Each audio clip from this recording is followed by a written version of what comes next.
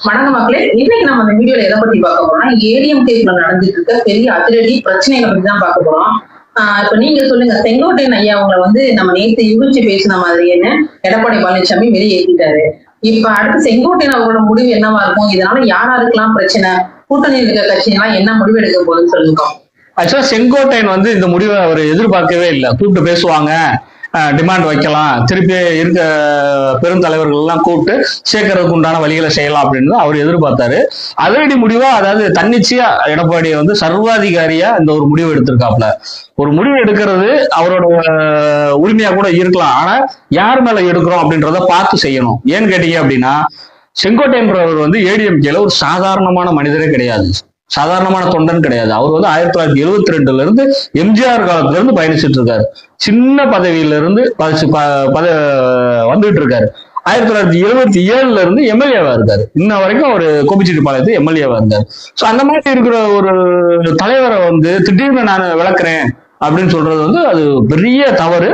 இது எடப்பாடியாவுக்கு பெரிய பின்னடைவு தான். செங்கோட்டையனுக்கு பின்னடைவு கிடையாது. நாளைக்கு அங்க போய் தனியா நின்னா கூட ஜெயிச்சிருவாரு. புரியுதுங்களா? எடப்பாடி ஐயாவுக்கு பெரிய தலைவலி. ஆனா இது இதோட முடியாது. இன்னும் அதுக்கு அடுத்த கட்ட நடவடிக்கையா செங்கோட்டையன் என்னென்ன செய்ய போறாரு அப்படின்றத இன்னைக்கு ஒன்னும் ஓப்பனா பேசல அவரு. சோ அவர் கொடுத்திருக்க காலம் 10 நாள் கொடுத்திருக்காரு. அதுக்கு இடையில பிரிந்து சென்றவர்களோட எல்லாம் பேச்சுவார்த்தை நடத்தி அடுத்து என்ன செய்யலாம் அப்படின்றத அவரு முடிவு பண்ணுவாப்ல. 10 நாள் முடிவைத்தான் ஒரே நாள் எடுத்து அந்த என்ன செய்ய வேண்டியவெல்லாம் செஞ்சு முடிச்சிட்டாரு. செங்கோட்டையனை மட்டும் இல்லாம கூட இருந்தவங்க சேர்த்து எடுத்து விட்டாரு. ஆனா நேற்று செங்கோட்டையன் ஐயா பேசுனதுக்கு இன்னைக்கு பேசுனதுக்கும் செய்தியாளர்கிட்ட பேசும்போதும் ஒரு கொஞ்சம் தயக்கம் வந்த மாதிரி இருந்துச்சு. ஐயா செங்கோட்டையனுக்கு அது ஒரு போல்ட்டா பேசல, இன்னைக்கு ரொம்ப தன்மையா தான் பேசினாப்ல. அது அவரோட சுபாவமா கூட இருக்கலாம்.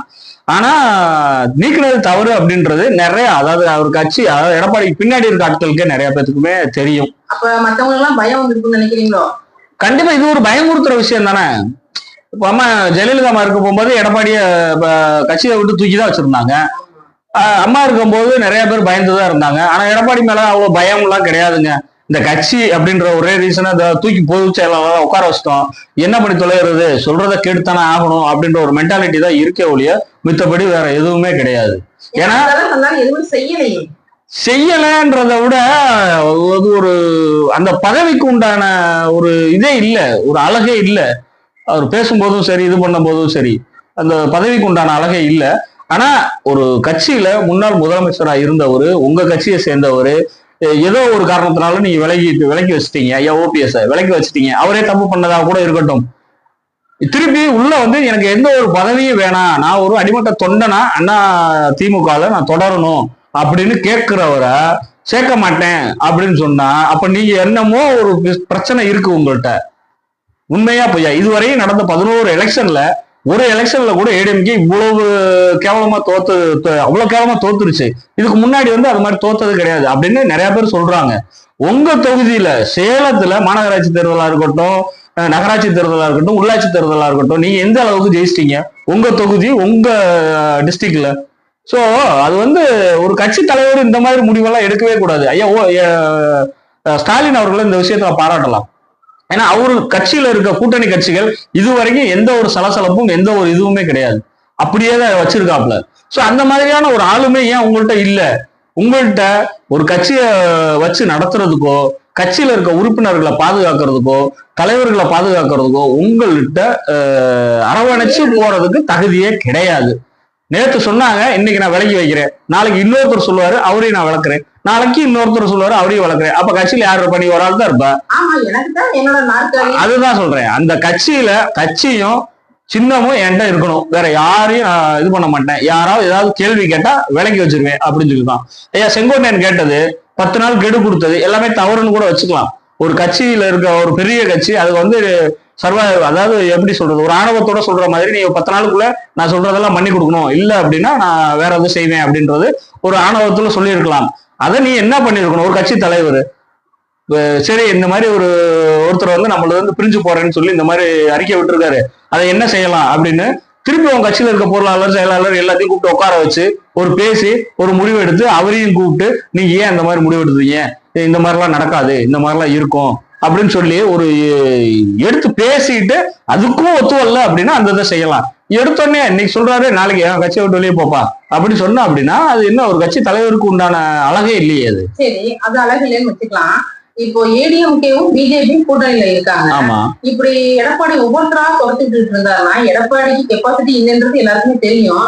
இப்ப பிஜேபியோட அடுத்த நடவடிக்கை என்னையா இருக்கும்? பிஜேபியோட அடுத்த நடவடிக்கை என்ன இருக்கும் அப்படின்னா பொது வெளியில சொல்ல மாட்டாங்க. அவங்க என்ன சொல்லுவாங்க அப்படின்னா இது உட்கட்சி பூசல், உட்கட்சியில நடக்கிற விவகாரத்துல நாங்க தலையிட மாட்டோம், அது அவங்க சரி பண்ணிக்குவாங்க அப்படின்னு ஓப்பனா வெளியில சொல்லிடுவாங்க. ஆனா உள்ள என்ன நடக்கும் அப்படின்னா ஏடிஎம்கே இந்த மாதிரி சண்டை போட்டுட்டு இருக்கிறது பெரிய பின்னடைவு பிஜேபிக்கு. ஏன்னு கேட்டீங்க அப்படின்னா பிஜேபி இது இப்போ ஒரு 4 தொகுதியில ஜெயிச்சு இருக்காங்க.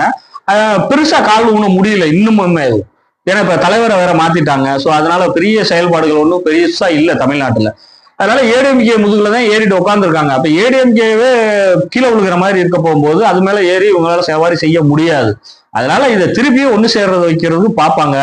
சேர விட மாட்டாரு எடப்பாடி. ஏன்னா அவருக்கு எண்ணம் இல்லை, இவங்களை விட்டா நம்மளை காலி பண்ணிடுவாங்க, தொடச்சு தூர போட்டுருவாங்க அப்படின்ற ஒரு மென்டாலிட்டி அவருக்கு இருக்கு. அதனால சேர விட மாட்டாரு. ஆனா பிஜேபி விடாது. மேல இருந்து பெருந்தலைவர்களை இந்த அமித்ஷா வந்தாரு, மோடி வரலாம், நிர்மலா சீதாராமன் வரலாம், யாராவது வரலாம், வந்து பேசலாம். இல்ல அப்படின்னா நீ இங்க இருக்க பூரா நேரம் டெல்லிக்கு வா அப்படின்னு சொல்லி டெல்லியில மண்டையில அடிச்சு உட்கார வச்சு இதுதான் அப்படின்றதும் செய்யலாம். ஸோ அது பின்னாடி என்ன செய்ய போறாங்கன்றது, ஏன்னா இன்னும் காலங்கள் இருக்கு எலெக்ஷனுக்கு. ஸோ இவரு வேற சுற்றுப்பயணத்துல இருக்காரு. இவர் சுற்றுப்பயணத்துல இருக்க போகும்போதே இவருக்குலாம் கொஞ்சமாவது தெரிஞ்சிருந்தா கம்பம், தேனி இந்த மாதிரி ஏரியாக்கள்ல ஒன்றிணைவோம் சொல்லிட்டு மக்கள் பிளக்ஸை வச்சுட்டு போராடிக்கிட்டு இருக்காங்க. நீ மாலை போட வந்தா மட்டும் கதவை திறந்து போய் மாலையை வாங்கிக்கிற, ஆரத்தி எடுத்தோம்னா வாங்கிக்கிற, இல்ல உன் மேல ஒரு குற்றச்சாட்டு வந்தோம்னா அந்த இடத்துல இறங்கி பேசணும்ல. சரி நீங்க எல்லாம் அமைதியா இருங்க, என்ன செய்யணுமோ அதை நம்ம செய்வோம் அப்படின்னு பேசணும்ல. தெரிச்சு ஓடுறீங்களே லைட் எல்லாம் ஆஃப் பண்ணிட்டு. அப்ப வந்து உங்களுக்குள்ளே நம்பிக்கை இல்ல. அதை விட இன்னொரு முக்கியமான விஷயம், இன்னைக்கு அவர் போன சுற்றுப்பயணம் எல்லாமே ஓபிஎஸ் உடைய தொகுதி. தேனி, கம்பம், போடி இது எல்லாமே அவர் காலனியில் இருக்க இடம் இல்லை. அதான் அதனால வந்து அவருக்கு எதிர்ப்பு தான் அதிகமா வந்திருக்குமே ஒழிய ஒன்னும் பெரிய லெவல்ல கூட்டம்லாம் வந்திருக்காது. அதே மதுரையிலேயே வந்து மேற்கு தொகுதியில ஐயா செல்லூர் ராஜ் தான் எம்எல்ஏ. அவர் என்ன சொல்லியிருக்காரு, மதுரைக்கு வர போகும்போது பெரிய கூட்டத்தை காமிக்கணும் அப்படின்னு சொல்லி எடப்பாடியார் பேச போகும்போது, பெரும் கூட்டம்லாம் என்னால கூட்ட முடியாது, என் தொகுதியில வேணா நான் கூட்டத்தை கூட்டி காமிக்கிறேன், அப்புறம் கிழக்கு, தெற்கு, வடக்குல எல்லாம் என்னால பண்ண முடியாது, வேற யாரை வச்சு பண்ணிக்கங்க அப்படின்னு ஓப்பனா சொல்லிட்டாப்லையாம். ஸோ அதுக்கும் வந்து வேலுமணி தான் நிறைய செலவு பண்ணி இது பண்ணியிருக்காரு. இவரு சொல்லிட்டாரு செல்லூர் ராஜு, என்கிட்ட பணம் இல்லப்பா, என்கிட்ட என் தொகுதியை பார்க்கறதுக்கு இது இல்லை, அதனால என்னால பண்ண முடியாது அப்படின்னு சொல்லி அவரு ஒரு மாதிரியான போர்க்கொடி. ஏன்னா மதுரையில கார்ல ஒன்னா ஏத்தல அப்படின்னு ஒரு பிரச்சனை வந்தது. ஸோ செல்லூர் ராஜு என்னைக்கா இருந்தாலும் மாறக்கூடிய ஆள் தான். அவர் எப்பவுமே இந்த பக்கம் வரக்கூடியவர். என்ன டைமிங்கே பார்த்துக்கிட்டு உட்காந்துருப்பாங்க நிறைய பேர். அதே மாதிரி வேலுமணி இருக்காரு அப்படின்னா வேலுமணி மேல பெரிய புகார்கள் எல்லாம் இருக்கு. இப்ப கோயம்புத்தூர்ல மாநகராட்சி டெண்டர்ல 98 கோடி ரூபாய் ஊழல் நடந்திருக்கு அப்படின்னு அவர் மேல கேஸ் இருக்கு. அரசியல்வாதிகளை பொறுத்தளவு யாரு மேல கேஸ் இல்லாம இருக்கு? ஏடிஎம்கேவா இருக்கட்டும், டிஎம்கேவா இருக்கட்டும், எல்லாத்து மேலேயுமே கேஸ் இருக்கு. அதுவும் கோடிக்கணக்குல கேஸ், கோடிக்கணக்கில் சுருட்டி இருக்கிறாங்க. ஸோ அந்த மாதிரி இருக்க போகும்போது இது ஒரு பெரிய விஷயமே இல்லை. எடப்பாடி கண்டிப்பா சேர்த்துக்க மாட்டாரு. இவங்க எல்லாரும் சேர்ந்து ஒரு அணியா எடப்பாடியை தூக்கி தூர போட்டுட்டு இவங்க என்ன நினைக்கிறாங்களோ செயற்குழு பொறுப்புகள் எல்லாம் கூட்டி ஏதாவது ஒரு முடிவு எடுக்கணும். கண்டிப்பா எடுக்கணும். எடப்பாடியை தூக்கி தூர போட்டுட்டு ஏடிஎம்கே கட்சியை நிலைநிறுத்த பார்க்கணும். எப்படியோ பாடுபட்டு கஷ்டப்பட்டு கொண்டு வந்திருக்காங்க. ஜெயலலிதாவும் சரி, எம்ஜிஆரும் சரி. எம்ஜிஆர் கூட ஒரு திரைப்படத்துல பிரபலமானவர், அது வேற. ஆனா ஜெயலலிதாமா டிஎம்கே காரங்க கிட்ட எவ்வளவு அடி வாங்கி கஷ்டப்பட்டு இந்த கட்சியை கொண்டு வந்தாங்கன்னு தெரியும். அப்படி இருக்க கட்சி எடப்பாடி இவ்வளவு ஒரு மோசமா நடத்திட்டு வராரு. அதுக்கு என்ன நடக்குதுன்னு பாப்போம். அதாவது வந்து இப்போ எம்ஜிஆர் காலத்திலேயே வந்து தான் கட்சியில ஒருத்தருக்கு வந்து ஒரு அதிருப்தி இருக்கு, அது அதிருப்தியா பேசுறாங்க அப்படின்னா எம்ஜிஆர் வந்து கட்சியில இருக்கிறாங்க பாரு, அவங்கள்ட்ட அவ்வளவா பேச மாட்டாங்க. அதிருப்தியில இருக்கிறவங்கள நேரடியா போய் பார்த்து பேசி அவங்களுக்கு என்ன பிரச்சனை, ஏது பிரச்சனை அப்படின்னு அதை நிறைவேற்றி பண்ணி அவங்கள கட்சிக்குள்ள கொண்டு வரத்தான் பார்ப்பாரு ஒழிய இந்த ஆள் மாதிரி எடுத்தோன்னு லெட்டர் பேர்ல நீக்கப்பட்டார்னா அவர் சொன்னதே கிடையாது. அவர் உருவாக்குனதுங்க. அதுதான் அதான் ஒன்றுபட்டால் உண்டு வாழ்வுன்னு சொல்லியிருக்காங்க. இது ஒன்றுபடுறதுக்கு எடப்பாடி விட மாட்டாரு. எடப்பாடி ஒருத்தர் தான், வேற யாரும் கிடையாது. வேலுமணியோ, தங்கமணியோ, செல்லூர் ராஜோ யாருமே கிடையாது. எடப்பாடி அந்த ஒருத்தர்னால வந்து இப்போ இந்த கட்சி இவ்வளவு கேவலமா இருக்கு. ஆனா ஏடிஎம்கே கட்சின்றது தமிழ்நாடுக்கு ரொம்ப ரொம்ப தேவையான கட்சி. அதை அழிஞ்சிடாம ஐயா எடப்பாடி அவர்களே பாத்துக்குங்க.